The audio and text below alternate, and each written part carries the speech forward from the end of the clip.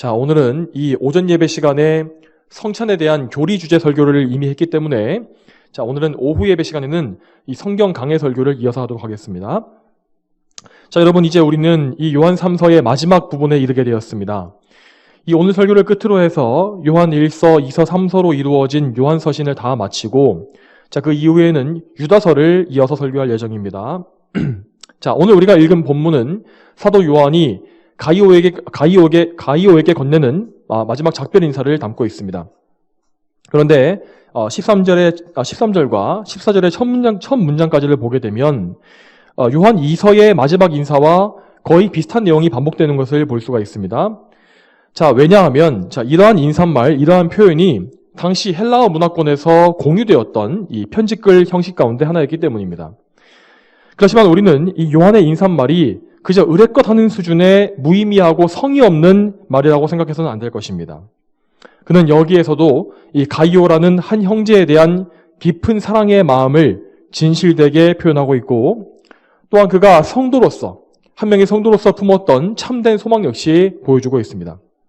먼저 13절 말씀을 보겠습니다. 13절에 너에게 쓸 것이 많으나 나는 먹과 붓으로 너에게 쓰기를 원하지 않고 라고 되어 있습니다. 이 말 그대로 요한은 이 사랑하는 가이오에게 할 말이 정말 많았습니다. 그는 그를 격려하기 위해서 그리고 그를 대적하고 있던 디오드레베에 대해서도 쓰고 싶은 말이 많았을 것입니다. 그렇지만 요한은 글로써 많은 것을 여기서 쓰기보다는 곧 직접 가서 가이오를 만나기를 원했습니다. 그리고 요한은 하나님의 일꾼으로서 사도로서 반드시 가이오가 속한 교회에 가야만 했습니다. 가서 그는 그 교회 안에 벌어졌던 심각한 문제를 정리하고 악한 디오드레베에 대해서도 정당한 실의를 행해야 했습니다. 물론 이러한 일들은 결코 마음 편한 일도 아니고 노년의 요한에게 참으로 거칠고 힘든 일이었을 것입니다. 하지만 교회의 머리이신 그리스도의 뜻에 순종하기 위해서는 그가 반드시 행해야만 할 일이었습니다. 그렇지만 요한의 이 교회 방문에는 꼭 이렇게 불편하고 어려운 일만 있었던 것은 아닙니다. 그는 방문하게 되었을 때에 곧 사랑하는 가이오를 비롯해서 그의 사랑하는 형제들, 그러니까 이 15절에 나와 있는 친구들을 모두 만나게 될 것이었습니다. 자, 이제 14절 말씀을 보겠습니다. 14절에 너를 곧 만나게 되기를 바란다. 그러면 우리가 얼굴을 마주 대하여 말하게 될 것이다 라고 했습니다. 여러분, 이렇게 이 사람과 사람 간의 인간관계의 사귐이란 물론 글로 주고받는 것도 그런 교제도 있을 수 있겠지만 직접 만나서 얼굴을 보며 말하는 것이 가장 기쁘고 또한 가장 내밀하며 즐거운 방법입니다.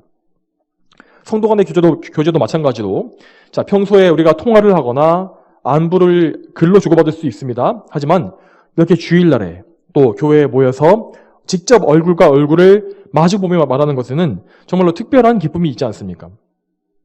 여러분, 우리가 누군가를 보고 싶어하고 그와 만나서 대화하기를 원하는 이유는 자, 그를 사랑하기 때문입니다. 특히 여러분, 예를 들어서 청춘 남녀가 사랑에 빠지게 되면 그 기분이 어떻습니까? 얼마나 그 사람이 보고 싶습니까? 또 만나서 얼굴을 보고 함께 있을 때에 그 기쁨이 또 얼마나 큽니까? 여러분, 우리는 이 세상에 사는 동안에 성도들과 함께 그러한 사랑의 교제를 나누어야 합니다. 집중하세요. 만일 성도들을 마주 대하여 보는데도 아무런 기쁨이 없고 심지어 교회 안에 보기 싫은 사람이 존재한다면 그것은 결코 성도로서 정상적인 상태가 아닙니다. 우리는 그러한 상태에 대해서 정당화하려 하지 말고 항상 반드시 우리의 마음을 변화시켜 주시기를, 올바르게 온전하게 변화시켜 주시기를 간구해야 할 것입니다. 또한 언제나 기도하실 때에 교회의 형제들 간에 더 깊은 연합과 사랑이 있게 달라고 간구하시기 바랍니다. 모든 성도들이 그들이 다 주님 안에서 한 몸이 되었음을 더 깊이 인식하고 주님 안에서 교제하는 것이 무엇인지를 지식과 경험적으로 다 알게 해달라고 그렇게 기도하십시오. 이렇게 성도 간에 깊고 튼튼한 교제와 사랑이 존재할 때에 마귀는 결코 이 형제들 사이를 이간질하지 못할 것입니다. 여러분, 그렇지만 이 지상의 교회에는 항상 죄와 흠결이 있게 마련이고 때때로는 사랑이 식어지고 그 식어진 사랑 가운데에서 마귀의 시험 때문에 걸려 넘어지는 사람이 나오게 되어 있습니다. 물론 지상교회 역시 하나님의 소유이기 때문에 완전히 흩어지거나 무너지지는 않습니다. 하지만 그럼에도 불구하고 우리는 이 안전한 교회 안에서도 많은 고통과 괴로움을 당할 때가 분명히 있을 수밖에 없습니다. 왜냐하면 이 지상의 교회는 전부 다 죄인들이 모인 곳이고 그 안에 역시 또 알곡만 있는 것이 아니라 쭉정이도 포함되어 있기 때문입니다. 그렇지만 이 다음에 예수님께서 다시 오시고 그분의 백성을 한데 모으시면 천상의 교회가 마침내 하나로 모이게 될 것입니다. 천국에는 오직 보편적이고 우주적인 한 교회만이 존재하는 것이고 그 한 교회 안에는 창세전에 하나님께서 예정하시고 구원하신 백성들만 있게 될 것입니다.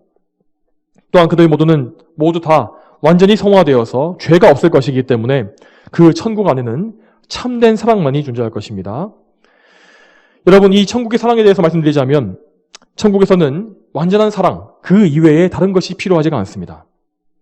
여러분, 우리가 이 땅에서 신앙생활할 때에 이 가져야 할 세 가지 신앙의 요소에 대해서 주로 믿음과 소망과 사랑이라 말하지 않습니까? 자, 우리가 이 세상에 사는 동안에는 이 땅에서는 우리에게 이 세 가지가 반드시 있어야만 합니다. 하지만 우리가 영원히 이 셋을 다 가져야만 하는 것은 또 아닙니다. 저 천국에서 우리의 구원이 완성되고 우리가 완전히 의로워지며 삼위일체 하나님을 완전히 사랑하게 되면 믿음과 소망이란 것은 그 기능을 마치게 되는 것입니다. 이 땅에 사는 동안 믿음이라는 요소는 우리의 구원을 얻으며 또한 믿음의 어떤 그런 영적인 유익들을 공급받기 위해 필요한 것이고, 소망이란 것은 구원의 완성을 바라보며 그것을 인내하기 위해서 필요한 것입니다. 이 세상에서 우리는 죄로 인해서 불완전하기 때문에 계속해서 끊임없이 믿음을 붙잡고 소망을 유지해야 할 필요가 있는 것입니다. 그렇지만 저 천국에서 우리의 죄성이 다 제거되고 완전한 성화가 이루어지게 되면 오직 우리에게는 완전한 사랑만이 남게 됩니다. 그때 우리는 우리 하나님과 또한 우리 형제들을 흠없이 온전히 그리고 무한히 사랑할 수 있게 될 것입니다. 성도 여러분, 이러한 완전한 하늘의 소망을 붙잡으시는 가운데 항상 모든 성도들과 사랑으로 교제하기를 힘쓰시기 바랍니다. 특별히 이렇게 우리에게 매주 첫날에 주어지는 이 천국은 영원한 천국의 모형으로서 우리에게 부여된 것임을 기억하시기 바랍니다. 하나님을 예배하고 성도들과 교제하는 것은 천국에서의 완전한 예배와 교제를 미리 맛보는 그런 예고편과 같습니다. 그러므로 항상 우리의 주일이 더욱더 저 천국의 천상의 영원한 안식일과 가까운 그런 거룩한 모습이 되기를 바라는 소망을 품으시기 바랍니다. 우리 모두가 이러한 참된 소망을 품고서 성도들과 사랑의 교제를 나누면서 또한 특히 주일을 온전히 성수할 수 있게 되기를 바랍니다. 이어서 15절 말씀을 보겠습니다. 15절 말씀 첫 번째 말씀에 평강이 너에게 있을지어다 라고 하였습니다. 여러분, 이 말은 이 유대인들이 자주 사용했던 일상적인 인사말입니다. 그리고 이 평강이란 말은 히브리어로 샬롬이라고 말하는 우리가 잘 알고 있는 그 표현입니다. 자, 이 평강, 샬롬이라는 말은 고요하고 평화로우며 또한 안식을 누릴 수 있는 그런 상태를 의미하는 것입니다. 특히 영적인 의미에서 평강이란 하나님과 화목함을 누리며 누리는 그 평화, 하나님께로부터 오는 그 평화를 말하는 것입니다. 여러분, 우리가 이 편지를 받을 당시에 가이오가 처해 있던 상황을 생각해 보게 되면 요한 사도가 왜 가이오에게 이렇게 마지막으로 평강이 있을지어다 라고 말하는지를 알 수 있을 것입니다. 정말로 가이오에게는 하나님께서 주시는 평강이 절실히 필요했습니다. 그는 순회 사역자들을 받아준 것 때문에 자신이 다니는 교회의 목회자인 디오드레베의 공격을 받고 있지 않았습니까? 그는 또 교회에서 추방당해서 정기적인 예배에 참석하지 못하는 그런 상태에 있었을 수도 있습니다.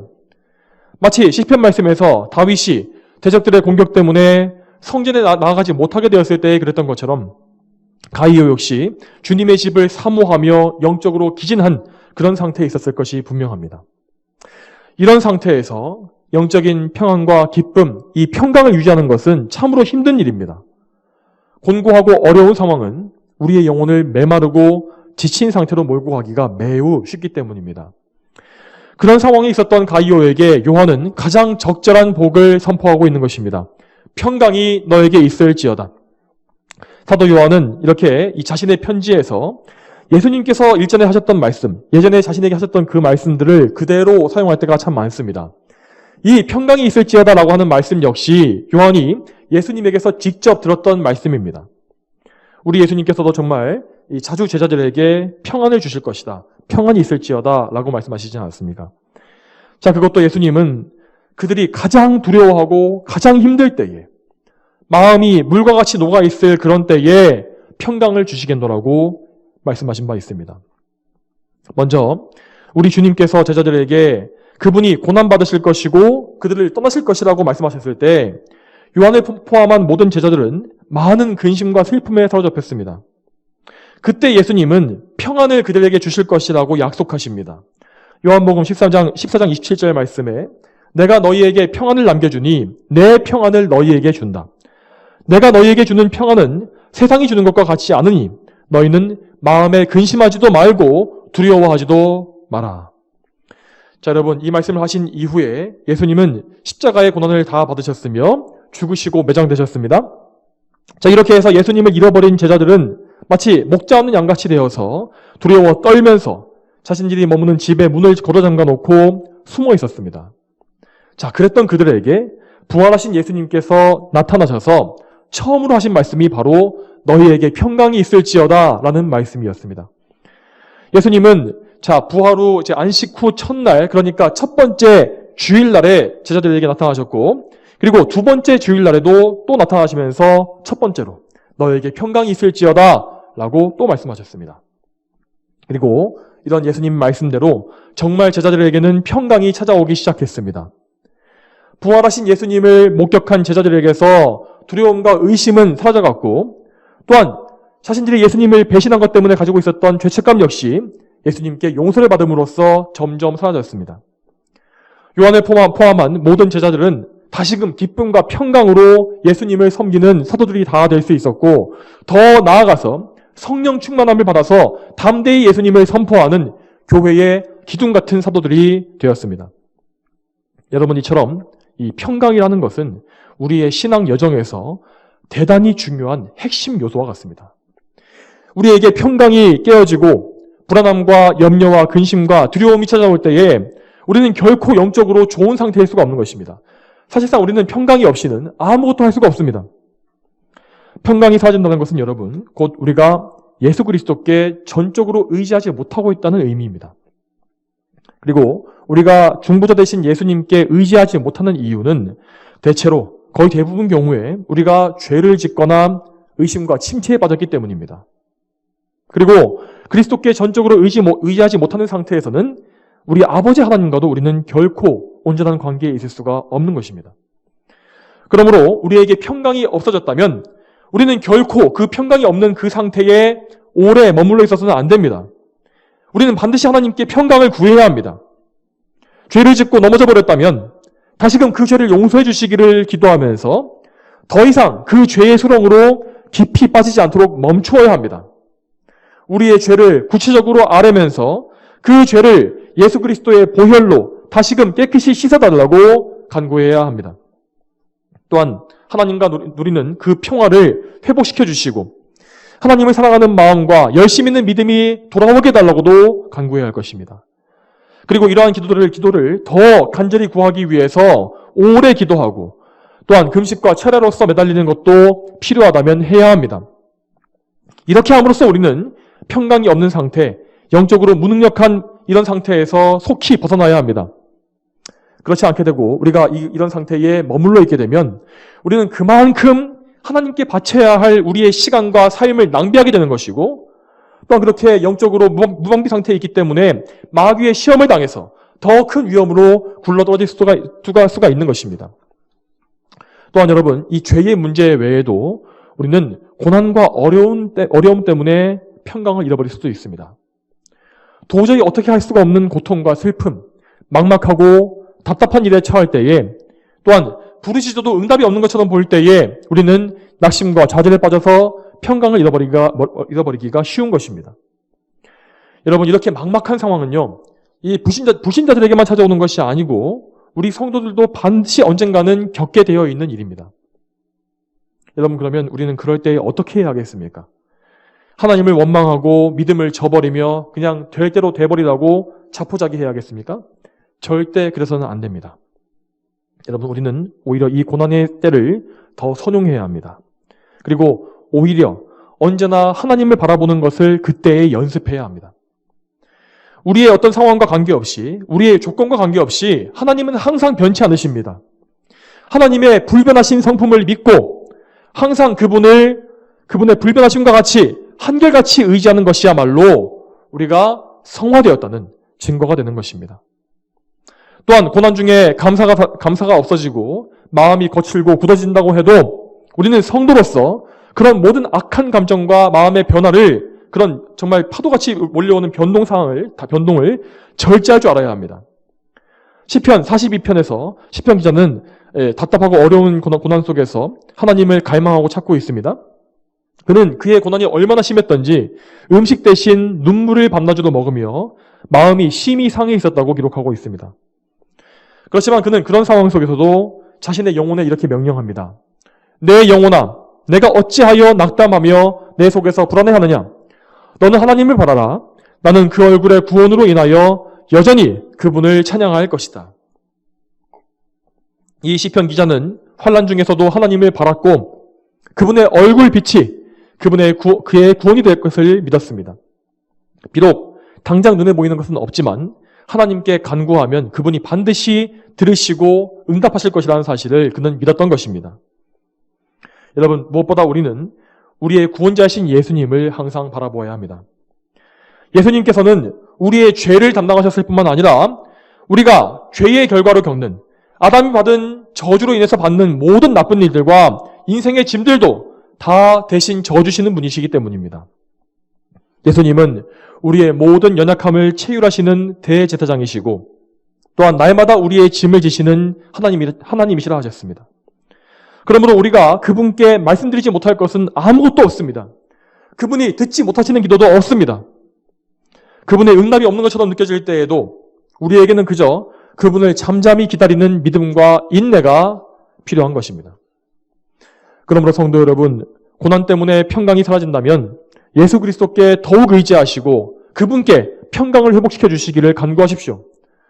그렇게 굳은 믿음을 지킨다면 여러분은 결코 실망하지 않을 것이며 마침내 예수님께서 주시는 평강과 기쁨을 회복하게 될 것입니다. 또한 여러분, 우리는 우리 자신을 위해서뿐만 아니라 우리 형제들의 평강을 늘 빌어야 합니다. 예수님께서 평강을 말씀하실 때에 그 평강은 결코 그분 자신을 위한 평강이 아니었습니다.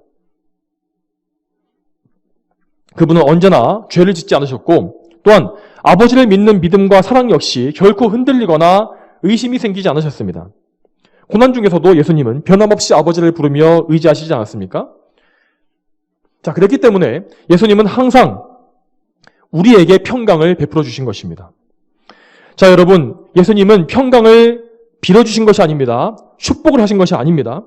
그분은 우리에게 평강을 주노라 라고 선포하신 것입니다.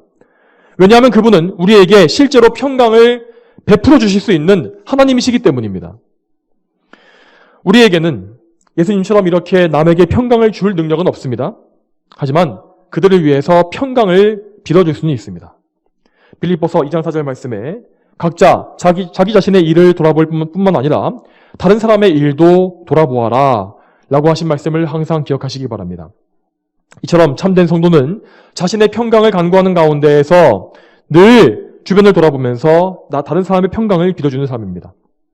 자신의 형제들 역시 자신과 동일한 평강 가운데 거할 수 있기를 간구하고 그들의 중보자이신 예수님을 통해서 하나님과 화평한 가운데 그들이 기쁨과 감사로 살 수 있게 되기를 간구하는 것입니다. 여러분, 혹시라도 나 같은 사람의 기도, 나같이 약한 사람의 기도가 무슨 도움이 되겠냐라고 생각하시지 마시기 바랍니다. 야고보서 5장 16절 말씀에 의인의 간구는 역사하는 힘이 많다라고 하지 않았습니까? 여러분, 우리의 형제는 그리스도의 몸의 지체이며 우리와 한 몸을 이룬 사람들입니다. 우리가 그들의 평강을 위해서 기도할 때에 우리가 그들과 한 몸임을 증명하는 것이고 또한 서로 사랑하라는 예수님의 명령을 이루고 있는 것입니다. 이러한 기도는 참으로 하나님을 기쁘시게 하는 기도이고 또한 그 기도가 이루어졌을 때에는 우리에게도 역시 큰 기쁨이 있게 될 것입니다. 또한 여기서 더 나아가서 여러분, 더 나아가서 악인들과 원수들을 위해서도 그들의 평강을 빌어주시길 바랍니다. 물론 우리가 그리스도의 대적자들, 정말 교회를 악하게 대적하는 자들에 대해서 하나님께서 공의를 베풀어 주시기를 간구할 수는 있을 것입니다. 하지만 그 누구도 개인적인 감정으로 미워하거나 저주하지 않도록 항상 힘쓰시기 바랍니다. 로마서 12장 18절 말씀에 할 수만 있으면 모든 사람과 더불어 평화롭게 지내라 라고 하셨고, 또한 이어지는 20절 말씀에서는 내가 내 원수가 줄이거든 먹이고 목마르거든 마시게 하여라. 이렇게 하여 내가 숯불을 그의 머리 위에 쌓게 될 것이다 라고 하십니다. 여러분 마음속에 혹시 악한 자가 망하기를 바라는 그런 마음이 드신다면 요나서의 말씀을 잘 기억하시기 바랍니다. 이 선지자 요나는 이스라엘의 철천지 원수였던 니느웨가 멸망하기를, 그들이 다 죽게 되기를 학수고대했습니다. 더군다나 이 아수르 사람들은 실제로 잔인하고 포악한 민족이기도 했기 때문에 그들이 자신의 죄로 인해서 심판받는 것은 너무나 마땅해 보였습니다. 그렇지만 하나님께서는 니느웨 사람들, 이 악한 자들에게도 회개의 기회를 허락하셨으며, 또한 하나님께서 그분께서 그들의 생명도 아끼시는 분이라고 말씀하십니다. 여러분, 이 하나님의 마음을 우리 역시 품어야 하는 것입니다. 또한 우리는 원수들을 사랑하신 우리 예수님의 마음 역시 품어야만 하는 것입니다. 만일 우리가 이러한 마음을 품는 것을 거부하고 자꾸만 악인들을 저주하고 그들을 미워하며 또한 그런 행동을 정당화시킨다면 어떻게 될까요? 그렇게 되면 하나님께서는 반드시 우리를 낮추실 것입니다. 이럴 때 그분은 우리를 훈육하시기 위해서 우리가 죄 짓는 것을 막지 않으심을 통해서 우리가 얼마나 큰 죄인인지, 얼마든지 우리가 큰 죄를 짓고 넘어질 수 있다는 사실을 알게 하십니다. 아, 나야말로 이 세상에서 가장 큰 죄인이구나. 내가 누군가를 정죄할 주제가 되지 못하는구나 라는 것을 깨닫게 되도록 우리를 겸손하게 낮추어 주시는 것입니다. 여러분, 이러한 힘든 연단을 자주 받지 않도록 원수를 사랑하는 마음을, 그 주님의 마음을 속히 달라고, 우리 역시 그렇게 성화될 수 있게 달라고 간구하시길 바랍니다. 여러분의 원수들을 위해서 평강을 빌어주십시오. 우리 주님께서 십자가에서 간구하신 것처럼 저들이 자기의 하는 일을 알지 못하여 죄를 짓고 있으니 그들을 긍휼히 여겨달라고 하나님께 구하시길 바랍니다. 또한 저들이 예수님을 믿게 하셔서 하나님과 화목함을 누리고 평강을 알게 해달라고 그렇게 간구하십시오. 여러분, 우리가 참으로 이러한 기도를 진실되게 드릴 수 있게 된다면 우리는 더욱더 적극적으로 죄인들이 평강을 얻도록 하는 일에 나서게 될 것입니다. 여러분, 사람이 평강을 얻을 수 있는 유일한 길이 무엇입니까? 바로 사람이 예수님을 믿는 것이 아닙니까? 그러므로 죄인들에게 그리스도 예수님을 전파하고 구원의 복음을 선포하는 일은 그들의 평강을 위한 가장 좋은 일이 될 것입니다. 마태복음 5장 9절 말씀에 우리 주님께서 이렇게 말씀하십니다. 화평케 하는 자들은 복되다. 그들이 하나님의 아들이라 불릴 것이기 때문이다. 이 말씀에서 화평케 한다는 것은 곧 사람들을 하나님과 화평하게 만드는 복음을 선포하는 것을 말합니다. 구원받은 성도는 이렇게 복음 전파의 일을 열심히 가지게 되어 있고, 따라서 그 일을 통하여 그가 하나님의 아들이라는 사실을 나타내게 되어 있다는 말씀입니다. 성도 여러분, 항상 이런 말씀들을 기억하시고 자신의 평강을 위해서 간구하실 뿐만 아니라 모든 사람의 평강을 간구하는 우리 모두가 다 되기를 바랍니다. 자, 이제 말씀을 맺겠습니다. 성도 여러분, 이 요한 3서 말씀은 교회 안에 벌어지는 극심한 문제와 어려움에도 불구하고 진리를 지키며 복음을 위해 싸우는 참된 성도 가이오의 모습을 우리에게 보여줍니다. 그리고 그 가이오와 완전히 대비되는 거짓 사역자인 디오드레베의 모습도 우리에게 보여줍니다. 우리는 이렇게 성경 속에 등장하는 의인들과 악인들을 살펴볼 때에 우리가 어떤 길을 가야 하고 또 누구를 본받아야 할지를 깊이 생각해야 합니다. 사랑하는 여러분, 요한 3서의 말씀대로 악한 것을 본받지 마시고 선한 것을 본받으십시오. 항상 여러분의 구원자요 모범 되시는 예수님을 바라보시면서 그분께로부터, 예수님께로부터 선한 일을 위한 모든 능력을 다 공급받으시기 바랍니다.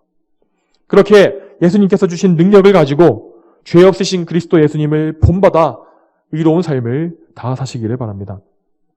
여러분 안에서 그리스도께서 사심으로써 그분의 형상이 여러분에게 이루어지고 또 나타나게 되기를 간구하십시오.